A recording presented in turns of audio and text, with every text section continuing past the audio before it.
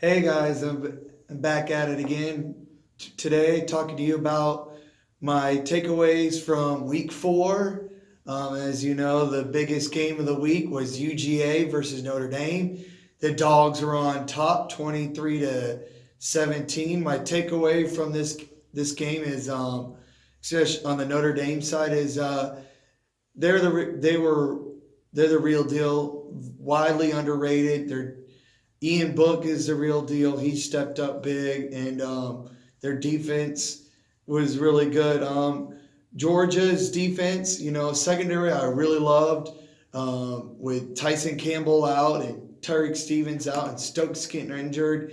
With the injuries and to have guys step up in the secondary like DJ Daniel was huge, and it was a great overall performance. Now everyone's like, oh, 23-17, and you didn't pound it enough, but conservative play calling was one of the issues. One of the reasons why, not issues, that they won at low scoring, and also fumbling the football, inside the 10, two shank punts or special teams. Great, I'll give about an F. Our defense an A. I would say our offense, I'll get the players a B, but our coaching calling a C plus. I think we need to speed up the tempo up a little bit more, do it more often. Now, even though every time we did, Notre Dame would fake an injury, but other than that, it was good. Jake Fromm did well. Swift did all right, 18 carries, 98 yards, and a touchdown. Fromm 20 for 26, 87 yards and a touchdown. Just didn't do anything really to kill us except for the special teams turnover. I thought we just got the win. Dog fans, relax. It was good. The second biggest game of the weekend was Auburn and A&M. My takeaways is I can't trust A&M's offense. This is two times in a row where they had to combine 6 points in the first three quarters of the game against Clemson and Auburn. I just don't trust their offense enough in Calamont.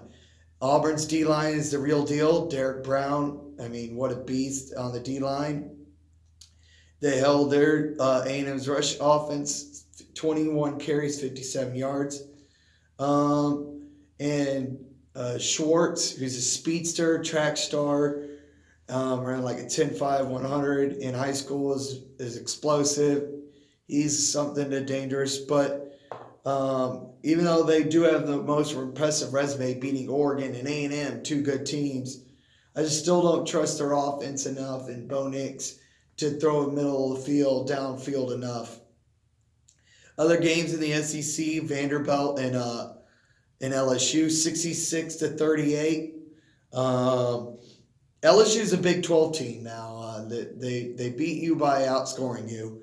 Jamar Chase was the MVP of that day. 10 catches, 229 yards, and 4 touchdowns. And defense is a little worrisome, even though 2 touchdowns.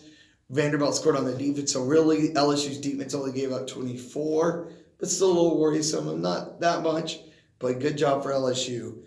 South Carolina, Missouri, my biggest takeaways from that game, Missouri won 34-14, is that Helinski's still a freshman. He looked great against Alabama. He looked great against Charleston Southern, but going on the road for the first time is tough in an SEC road environment. And he showed like it, 13 for 30, 1 touchdown pass, 1 interception, had a pick 6. Just not a good day for him. Missouri takeaway is that they're looking good ever since that Wyoming loss. They beat West Virginia 38-7. They beat whooped up on South Carolina. Now they're not great teams, but their schedule, I could see them getting 9 wins. They got Troy next. I think that's a win. It's 4. They got Ole Miss. I think that's a win. That's 5. Vanderbilt, that's a win. That's 6. Kentucky, that's a toss-up.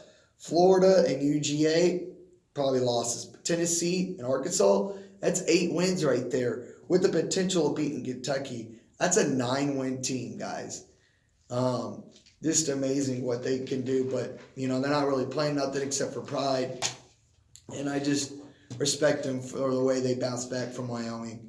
Florida, Tennessee. I don't know what to make out of this. I don't believe this is more of a showing how good Florida is. It just shows how bad Tennessee is. Tennessee is god awful. I mean, Garantino, 10 for 17, 170 yards, and 2 interceptions. Just, ugh. And then, speaking about another bad team in the SEC, Arkansas, losing to San Jose State. Nick Starkel threw 5 interceptions. And, Arkansas and Tennessee are, they're just trying to one-up each other on who can be the worst team in the SEC. I thought they might have turned a corner, putting up 55 points against Colorado State, and they just show out and laid an egg, just crap the bed and lost to San Jose State. Bad loss. Mississippi State and Kentucky, 28-13. Mississippi State won. Sawyer Smith banged up for Kentucky and had a bad game, 15 for 41. And Garrett Schrader, he's tough as nails. He's a true freshman. Mississippi State had a big game, 17 for 22. Also ran the ball, had 11 carries, 125 yards. And then Kylan Hill is the beast, 26 carries, 120 yards, 3 touchdowns for Mississippi State. They got a good running attack. They're physical, and it was a great bounce back win after a tough loss to Kansas State. Other news is in the SEC, Cal versus Ole Miss. Cal won 28-20.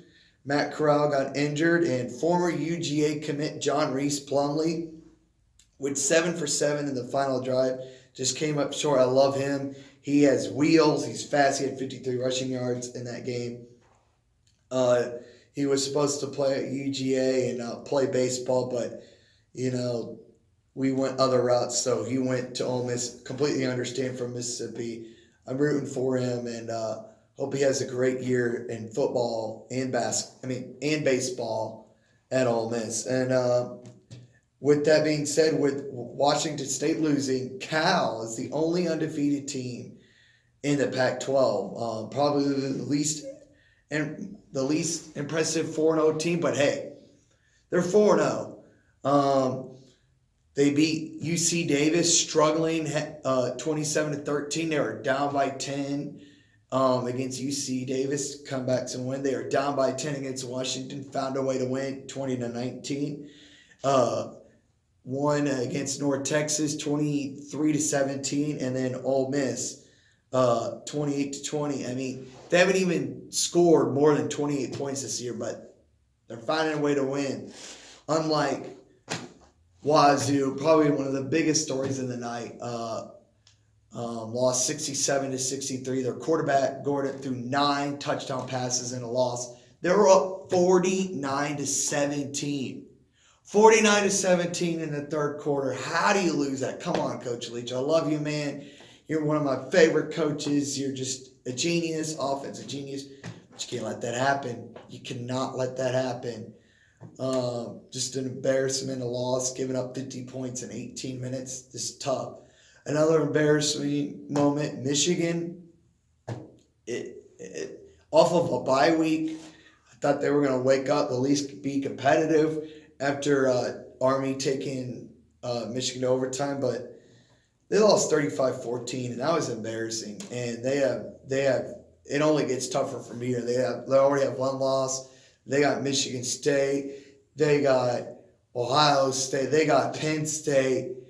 It don't get easy. If they get 4 losses, Jim Harbaugh might be on the hot seat. But those are my takeaways from Week 4. Thanks for watching out. My next video will be about what I'm looking forward to Week 5 and talk about maybe new Heisman contender list over this 4-week period. It definitely has changed. And thanks for watching. Please comment down below, like and subscribe. And woo! Go Dogs!